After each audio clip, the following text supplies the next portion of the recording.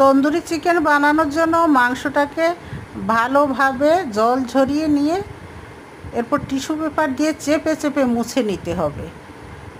এরপরে দই দিতে হবে, ধনে জিরার গুঁড়া, আদা বাটা, রসুন কুচি, দারচিনি, এলাচি সব কিছু মশলা দিয়ে লবণ, এরপর রাঁধুনি তন্দুরি মশলা দিয়ে কিছুটা সময় রেস্টে রেখে দিতে হবে।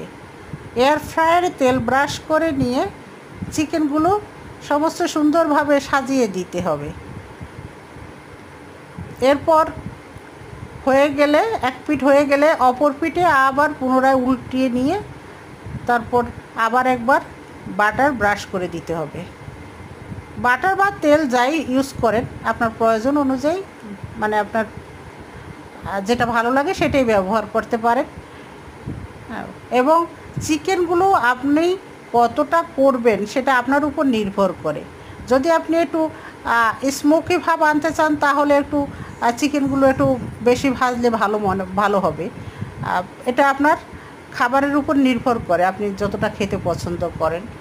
আর হয়ে গেলে চিকেনগুলো ভাজা হয়ে গেলে